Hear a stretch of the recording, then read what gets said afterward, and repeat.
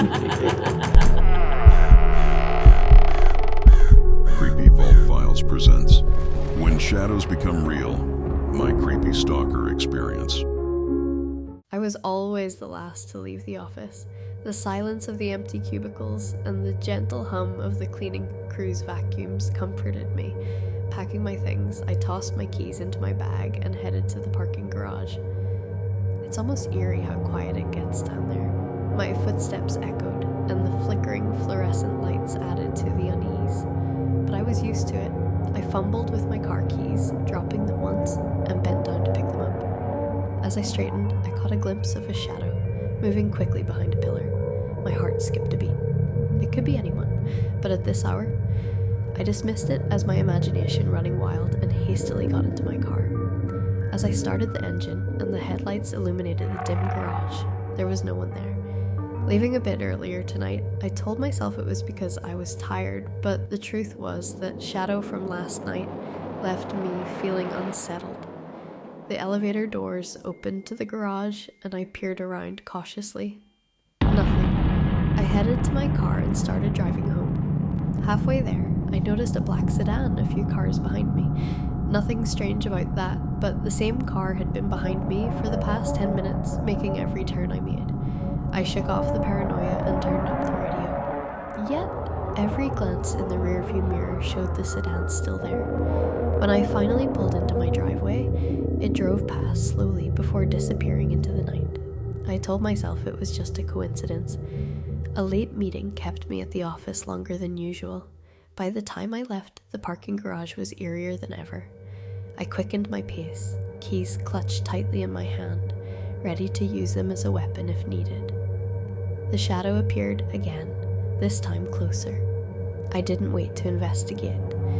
I sprinted to my car, locked the doors, and peeled out of the garage. The drive home was a blur. The black sedan wasn't behind me tonight, but the feeling of being watched persisted. I double-checked that my doors and windows were locked before crawling into bed. Sleep didn't come easily. The office was practically empty when I left. I had told no one about my fear. What would I say? I think someone's following me? It sounded absurd. I took a different route home, hoping to shake off my paranoia. It didn't work. As I pulled into my driveway, my heart stopped. The black sedan was parked across the street. I sat in my car, pretending to look at my phone, but really watching for any sign of movement. After a few minutes, the car drove off. I bolted inside, double-locked the door, and peeked through the curtains. I couldn't take this anymore. I left work early, but this time I wasn't going home. I drove to a friend's place, telling her I needed company. We chatted, watched a movie, but I couldn't relax. Every time I looked out the window, I half expected to see that black sedan. As I drove home late that night, I was hyper-aware of every car behind me. I took random turns, hoping to confuse any potential followers. When I finally pulled into my driveway, I was exhausted but relieved. The sedan wasn't there. I woke to a noise outside. Heart pounding, I tiptoed to the window. The black sedan was parked in front of my house. Panic set in. I called the police, whispering my address and situation. They said they'd send someone over. The car sat there, engine off, lights out. I watched from behind the curtains, phone in hand, ready to call again if needed. After what felt like an eternity, the police arrived. The sedan sped off before they could approach. The officers took my statement, but there was little they could do without more information. They promised to patrol the area and told me to call if I saw the car again. I spent the day inside, curtains drawn, jumping at every sound. My phone rang and I nearly screamed. It was a blocked number. I answered hesitantly, but no one spoke, just silence. I hung up and it rang again. I didn't answer this time. I couldn't live like this. I called my boss and explained I needed some time off. She was understanding, told me to take care of myself. I decided to visit my parents in another town, hoping distance would break this nightmare. I packed quickly, threw my bag into the car, and drove off. As I merged onto the highway, I glanced in the rearview mirror. The black sedan was right behind me. My heart started racing, and my hands were shaking on the wheel. I thought about pulling over, letting them pass, but something deep inside me screamed not to. I couldn't stop.